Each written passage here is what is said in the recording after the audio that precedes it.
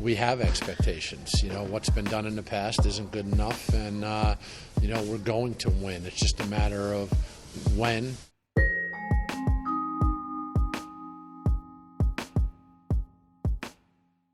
Hi there, it's WAMC News Director Ian Pickus. And on this episode of the WAMC News Podcast, come along with me to St. Rose women's basketball practice as a new era begins.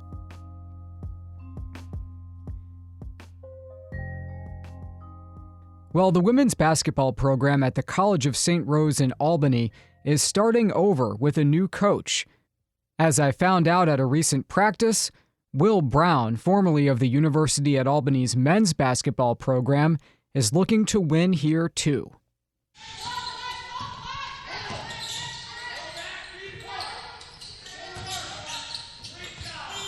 It's a late Friday afternoon in October, and Will Brown is teaching the Golden Knights a give-and-go set in the half court.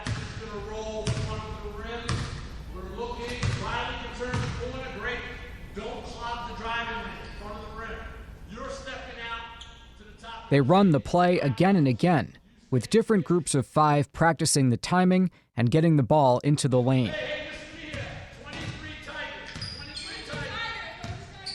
Brown is calling the shots back at the private Albany College, where his coaching career began on the men's side in the 90s. I was here for 3 years, and I met some really good people. I met my wife here.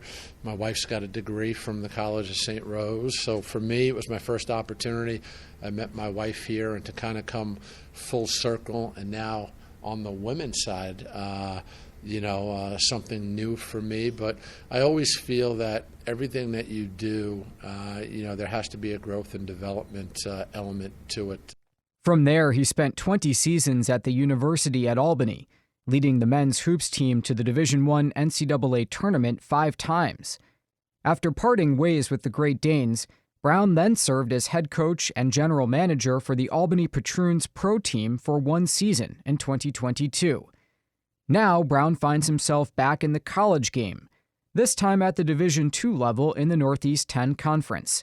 And he's not here to lose. It's been an enjoyable experience so far. They have not, some of these players, I'm their third coach. And, that's difficult. And, the one thing I keep hammering them with is we have expectations. What's been done in the past isn't good enough. And, we're going to win. It's just a matter of when. The Golden Knights roster is dominated by former Section 2 standouts and skews young. Junior Madison Mahoney is from Latham and transferred from Fairleigh Dickinson. I think one of the hardest things that Coach Brown is enforcing on us is our mental toughness, because I know that there's a lot of times during practice that, yes, we're all physically tough, we'll go after each other for 3 hours a day, but another part that we still need to build up is on defense. When you're tired, you need to be mentally tough and maintain solid defense. Sophomore Kayla Carter of Watervliet went to Shaker High School like Mahoney. We're beating each other up, not gonna lie, but it's good. We need to be physical with each other because that just makes us a lot better for our opponents. Brown was busy getting his squad ready for an exhibition against ACC powerhouse Syracuse. But looming larger is the November 15th season opener for a team looking for its first winning season since 2016. Here on the women's side, and I did my research and talked to some people, if they trust you and if you develop a relationship with them, they'll do anything that you ask them to do. Brown says coaching female players for the first time is a learning process, and relating to the players is part of it. It's a learning experience for me. When the games start and I'm on the sideline, like we scrimmaged Merrimack the other day, I'm in my element, I'm in the zone. It's just the different personalities, what makes them tick. Whereas the men's side, after a scrimmage, if 3 or 4 players didn't play, they'd be sulking, they'd be waiting in my office for me. 3 or 4 players don't play here in the scrimmage. They don't say a word. They're happy. They're coming in my office like, hey, all right, I didn't play. Hopefully I play next game. St. Rose's first home game is November 21st against Assumption. Okay, now let's hear my extended conversation with Coach Brown. Are you having fun? Yeah, I'm lucky. I've got a really good group of players. They keep it loose. I try to keep it loose for them. It's been an enjoyable experience so far. They have not. Some of these players. I'm their third coach, and that's difficult. And the one thing I keep hammering them with is we have expectations. What's been done in the past isn't good enough, and we're going to win. It's just a matter of when, how much, and how badly they really want it. But they work really hard. I've got a good group. I'm very fortunate, and I've learned quite a bit because it's different than the men's game. I had a full binder planned out for the entire year, and as I've learned, there's certain things that early on I tried to implement that just didn't work. I didn't like it for whatever reason. It didn't click, and as I told them, we're going to remove that from the playbook, and it's going to be. I've told them it's going to be a learning experience for me, as well, and we need to work through this and navigate this together. So for me, it's been a pleasure so far, but I've been fortunate because I've got some really good kids that I'm coaching. What's it like personally being back at St. Rose? Yeah, it's special for me because right out of college, this is where I came. Brian Beery gave me my first job and opportunity, and I was here for 3 years, and I met some really good people. I met my wife here. My wife's got a degree from the College of St. Rose, so for me, it was my first opportunity. I met my wife here, and to kind of come full circle, and now on the women's side, something new for me. But I always feel that everything that you do, there has to be a growth and development element to it. So I think when I left Albany and made the transition to the Albany Patroons, it was a learning experience, an opportunity for me to get better, coaching at the pro level, which is a completely different game. And then I come here, coaching on the women's side for the first time, and then, the women's game is different. So it allows me to continue to grow and evolve as a coach and to get better. We as coaches are always asking our players to work harder, do more, get better. But you have to look in the mirror as a coach. What are you doing to get better, to help your program get better and your players get better? So, I'm very pleased with this group so far. They've given me everything that they have every single day. They're working really hard. They enjoy each other. Now I have to get used to listening to them talk about, Dancing with the Stars and stuff like that. Whereas on the men's side, our guys would be talking about Luka Doncic and the Joker getting triple doubles. Here it's about Dancing with the Stars on Tuesday nights and all that stuff. So, but it's been fun. So what are the differences between, you were in the men's game, then you were in the men's pro game, now you're in women's D2. As a coach, you said you threw some stuff out, but what are the differences? Yeah, I think on the men's side, the size, the athleticism, it's more of an individual one-on-one type game is what it's become. Players are more eager to break plays off and to dribble the ball until the air comes out of it. Here on the women's side, and I did my research and talked to some people, if they trust you and if you develop a relationship with them, they'll do anything that you ask them to do. So I have to remind them, hey, for instance, why do we run offense? We run offense to score. They're so eager to run the play and get it to the end and be like, Coach, did we do it well? Wait a minute, there's 11 seconds on the shot clock still. We've got to score, So I think you have to – it's more of a passing game.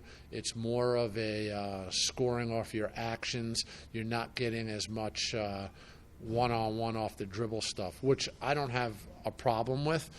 So it's been good from that regard. And then, you're not running – you're not running your lob sets or not running a lot of isolation stuff. Just different from that standpoint. But I think different is good.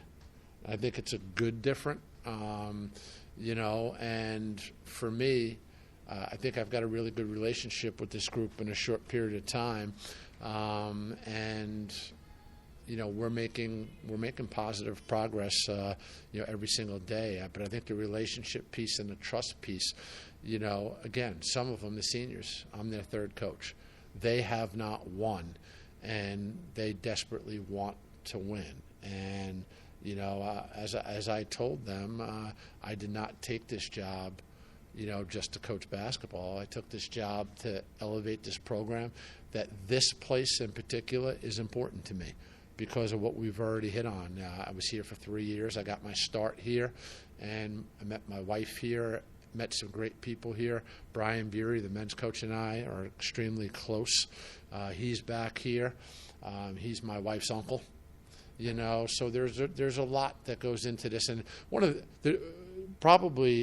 there's two people that really made the decision easy for me because I sat on it for about 4 weeks. It was the president, Marshall White, and the athletic director, Lori Yanktel. They both did a great job of convincing me that I should be the next women's coach here, and my thing was, could I be good at this? Because I've never coached women before. And the people that said to me, hey, it's basketball. It's not basketball. I wanted to make sure that I was the right person for these student athletes and that I'd be good at it. So I did, like I said, I did my research. Marcia and Lori just said, hey, we're here for you every step of the way. Call, text, stop in our office if you have questions. And one of the things that I thought was funny, I had someone tell me, I don't know how much you converse with your wife, but you're going to converse with your wife more than you've ever done in your life because you're going to go home from practice and you're going to look at your wife and you're going to be like, I can't believe this happened today. How do you handle this? How do you deal with this? I mean, how do you respond to this? And I've had some moments like that, so far, and I think my wife's enjoying the dialogue. But again, it's a learning experience for me. When the games start and I'm on the sideline, like we scrimmaged Merrimack the other day, I'm in my element. I'm in the zone. It's just the different personalities, what makes them tick. Whereas the men's side, after a scrimmage, if 3 or 4 players didn't play, they'd be sulking. They'd be waiting in my office for me. 3 or 4 players don't play here in the scrimmage. They don't say a word. They're happy. They're coming in my office like, hey, all right, I didn't play. Hopefully I play next game. So just some of those that what you think might be small things, are different. You're dealing with things, differently right now. Not the same issues or the same problems. I'm sure I'm going to have some problems, some issues I have to deal with, but right now this group is really consumed with the success of the team, and that means a lot to me because I'm determined to get this program to a point where we have more wins than losses. Is that something that can happen this year? Is it a 3-4 year plan? Well, you know what? I took the job in early July, and one of the questions, and she didn't know why I was asking this, I asked the athletic director, and her response was a big part of whether I was going to take this job or not. I just said, hey, what's your goal for this program? And she said, I want it elevated, and I want it to win. I want a winning program. And I said, when do you want that to happen? And she's like, ASAP. If she would have told me 3 or 4 years, I probably wouldn't have taken the job. And also, I think she knows this because of my background and, how determined I am to elevate this program. You need resources to elevate a program. And, she's been really good at helping me get what we need to be successful as a program. And I think, the scholarship piece is really important, and that's something that we communicate about and I know is going to improve as we move forward. So, it's easy to say you want to be good, but, you have to show people that you want to be good. And I think Lori, who's the director of athletics, has done a really good job of trying to help me with this transition, give me what I need. I was able to get Madison Mahoney, who's a Division I transfer from Fairleigh Dickinson. I was able to bring in Peyton Graber, who's terrific, and I was able to bring in Sarita Faraj, who was Division III. She was the Empire 8 Conference Player of the Year and an honorable mention Division III All-American. So we were able to get them in July and August. Now what we need to do is get these players that we have better, and we need another strong recruiting class. My goal is for us to win right now, but we need another recruiting class where we can have an infusion of talent in the program to really elevate it. So just one more thing. You talked about you changing with the times. What's different about you in 2023 as a coach than in past years? Yeah, I'm very careful and very calculated with what I say and how I do things, just because I think you can say certain things and operate a certain way on the men's side that probably wouldn't be okay on the women's side. You used to be famous for your sarcasm. Yeah, you know what? My sarcasm is there, but I think you have to be careful with the type of sarcasm.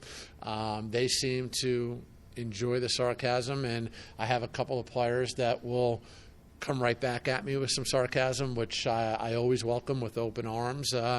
But again, I think you just have to be careful because it's different between men and women, and I understand that. And one thing I'm not going to do is put myself in an awkward position. I'm very conscious of that, and like I said, if I do have questions or I'm unsure, I'm confident enough to go ask Lori or to go ask Marsha White about certain situations. My ego is not at a place where I think I've got it all figured out. This is, again, I'm trying to learn as much as possible in a short period of time because I want to make sure they have a positive experience, and I really want to make sure the seniors win and win now. I'm spending an awful lot of time in the office watching film, working with my assistant coach, Carly Boland, and to give them an experience that they deserve. Will, thanks for having me at practice. Good luck. Well, Nice I to see appreciate you. it. Thank you very much. Yep, we'll see you around. Yeah, thank you. All right, that does it for this episode of the WAMC News Podcast. Thanks so much for listening. Until next time, I'm Ian Pickus.